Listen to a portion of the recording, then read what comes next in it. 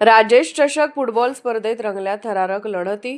खंडोबा, उत्तरेश्वर आणि जुना बुधवारचा दणदणीत विजय.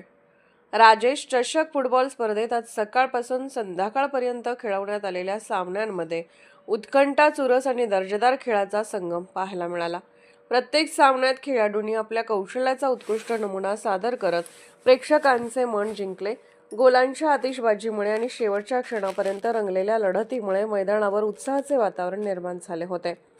पहिल्या सामन्यात खंडोबा तालीम मंडळाने फुलेवाडी क्रीडा मंडळावर 2-1 असा विजय मिळवला.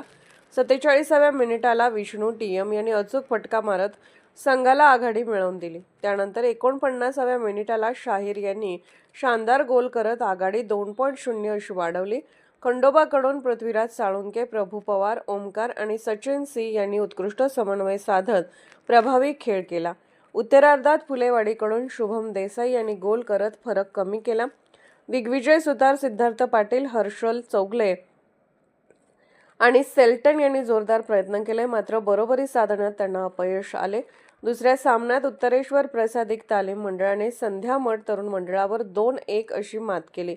10व्या मिनिटाला अदर मोमीन यांनी पहिला गोल नोंदवला, तर 22व्या मिनिटाला शेल्टन यांनी दुसरा गोल करत 2-0 अशी आघाडी मिळवून दिली.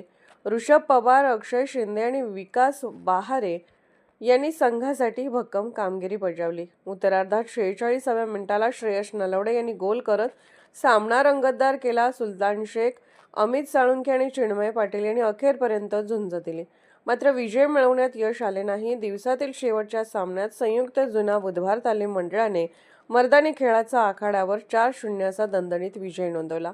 पूर्वार्धात सचिन मोरे यांनी गोल करत आघाडी मिळवून दिली. उत्तरार्धात संकेत कांबळे, मयूर सुतार आणि देवराज जाधव यांनी सलग गोल करत प्रतिस्पर्ध्यांवर पूर्ण वर्चस्व गाजवले. सुशील सावंत, पृथ्वीराज निकम, शुभम जाधव आणि प्रथमेश जाधव यांनीही उल्लेखनीय खेळ साकारला.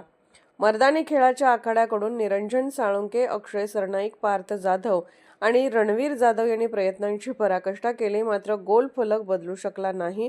एकूणच राजेश चषक स्पर्धेतील आजचा दिवस गोलांचा वर्षाव, उत्कंठावर्धक क्षण आणि खेळाडूंच्या जिद्दीने संस्मरणीय ठरला.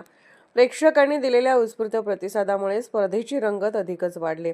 अर्थराज्य न्यूज मराठीकरिता स्पोर्ट्स विंग प्रतिनिधी राजेश भोसले. अर्थराज्य न्यूज चॅनलला लाईक करा, शेअर करा आणि सबस्क्राईब करा.